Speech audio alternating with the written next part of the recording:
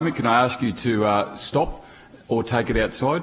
I call the member for Ipswich. Thank you, Mr Speaker. I rise today to praise an unsung hero in the Ipswich community, Mrs Beryl Schy, an amazing 90-year-old woman who announced last month that she'll be stepping down as president of the Ipswich War Widows Guild after 23 years of service.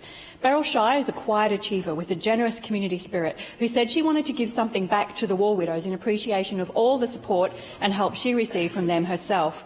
Beryl turned to the Ipswich War Widows after her husband Frank Schy, a former rat of Tobruk, died in 1983. She has been an active member since 1985 and took up the role of president in 1995, serving in the role for 23 years. Mr Speaker, we should never forget the important role the War Widows Guild of Australia played in helping to end the hardship and poverty many war widows and their families faced in the country after World War II. Soon after it was formed in 1945, the War Widows Guild fought hard for decent pensions and better housing for war widows so that they wouldn't have to struggle to keep a roof over their heads or feed their kids after their husbands had died. They've also been there to provide essential support, counselling and companionship for war widows, and they were there for Beryl after her husband passed away in 1983. The Ipswich War Widows offered Beryl the opportunity to form lifelong friendships with other women in the group, where husbands had served in World War II, Korea and Vietnam.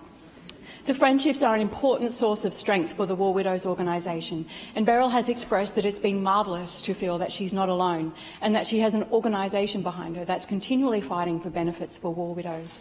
Like many people who devote their lives to community service, Beryl has also been involved in numerous other community groups, doing voluntary work for the Scouts, Legacy, Red Cross, Ipswich Hospice and Palliative Care Australia.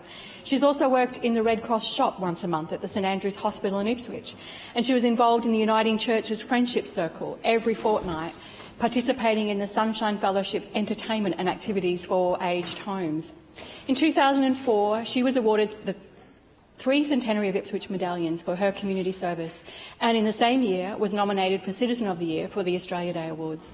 Mr Speaker, there are many women like Beryl in towns right across Queensland who are the driving force behind our community organisations, who put hours of dedication and commitment into organisations to keep them alive so that they can continue delivering vital support services to people in need.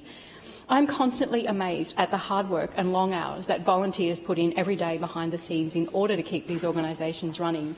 In Beryl's own words, the strength of any organisation is in the number of its loyal members. Without dedicated members like Beryl Schy, organisations like War Widows wouldn't exist, and many people in our communities would be all the poorer for it. Mr Speaker, I'd like to thank Beryl for her 23 years of service as President of the Ipswich War Widows and for her volunteer services to the Ipswich community, and I wish her the very best. And I do want to acknowledge, Mr Speaker, Jenny Gregory, the Queensland State Secretary of War Widows, who's continuing that tradition. Thank you, member for Ipswich. I call the member for Southern Downs. Thank you, Mr Deputy Speaker.